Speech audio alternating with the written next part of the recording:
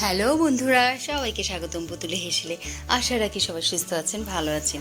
বন্ধুদের জন্য আজকে নিয়ে আসলাম মজার একটি রান্না, সেটি হলো ডাটা নিরামিষ তরকারি। এই সবজিটা কিন্তু এতটা মুখরোচক যে এই সবজিটা সকালে ভাতের সাথে খেতে পারবেন, পরোটার সাথে খেতে পারবেন, রুটি লুচি সব কিছুর সাথে খাওয়া যাবে। আবার দুপুরে যদি ভাত খান সেটার সাথেও কিন্তু প্রথম পাতে একদম খাওয়া যাবে। খুবই ভালো লাগে এই সবজিটা। তো ডাটা দিয়ে সবজি করব আজকে, একদমই নিরামিষ সবজি এটা। তো নিরামিষ দিনেও এটা খেতে পারবেন। তো এখানে দেখুন ডাটা নিয়েছি আর মিষ্টি কুমড়ো নিয়েছি। ডাটার পরিমাণটা অনেকই বেশি হবে, এটা যেহেতু সম্পূর্ণ ডাটার সবজি। তো ডাটা গুলোকে আমি এভাবে সুন্দর করে কেটে পরিষ্কার করে ছোট ছোট টুকরো করে নিয়েছি। মিষ্টি কুমড়োগুলোকেও ছোট করে নিয়েছি, কিন্তু মিষ্টি কুমড়ো পরিমাণে কম।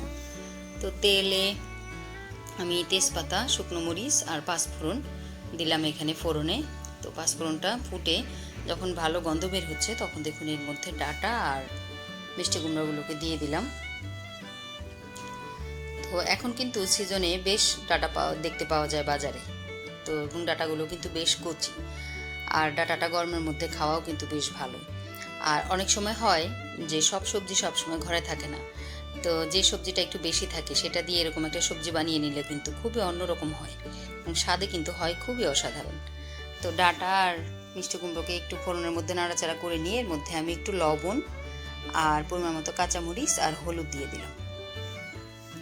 এটা কিন্তু খুব বেশি মশলাও ব্যবহার হবে না, কিন্তু বন্ধুরা এটা পেটের জন্য কিন্তু খুবই ভালো, শরীরের জন্য তো অবশ্যই ভালো। আপনারা করে দেখবেন, অবশ্যই ভালো লাগবে। যদি রেসিপিটি ভালো লাগে তাহলে ছোট করে একটা লাইক দিবেন, কমেন্টস করবেন, আর প্লিজ প্লিজ প্লিজ আমার চ্যানেলের সাথে থাকবেন। তো আমি সবজিগুলোকে একটু তেলে মাখিয়ে নিয়ে হলুদ লবণ দিয়ে আমি ঢেকে দিয়েছিলাম একটু মজবার জন্য। এই যে দেখুন মিষ্টি কুমড়া কিন্তু মোটামুটি একটু মজে গেছে, আর ডাটা থেকেও রস বের হচ্ছে, একটু একটু রস বের হওয়া শুরু হয়েছে। ওই যে দেখুন বেশ ভালোই রস বের হয়েছে।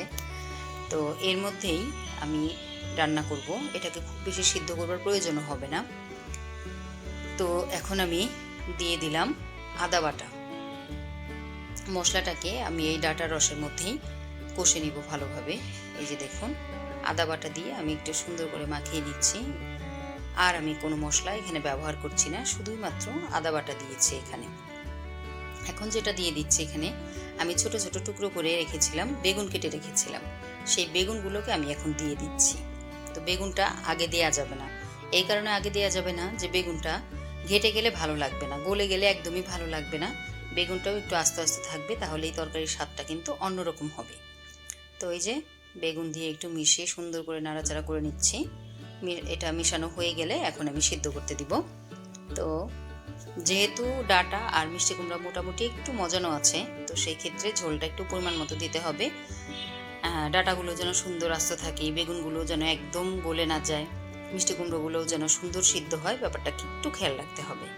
তো এই যে সিদ্ধ হয়ে গিয়েছে মোটামুটি বেশ ভালোই, সব কিছু কিন্তু খুব সুন্দর সিদ্ধ হয়েছে এবং আস্তে আস্তে আছে। তো এখন আমি যেটা করব, মিষ্টি কুমড়োগুলোকে একটু আমি এভাবে খুন্তি দিয়ে এভাবে নাড়িয়ে দিব। দেখুন এভাবে একটু ঘেটে দিব যাতে এটা মাখা মাখা হয় তরকারিটা। এই যে দেখুন, আর আমি শেষে একটু দিয়ে দিলাম চিনি। তবে চিনি খেতে যাদের অসুবিধা তারা একদমই দিবেন না, তাতে কোনো অসুবিধা হবে না। তো আমি একটু দিলাম, স্বাদটা একটু ভালো আসবে। তবে স্বাদে খুব বেশি ডিফারেন্ট হবে না। তো এই যে ডাটা দিয়ে সবজি আমার একদম রেডি বন্ধুরা।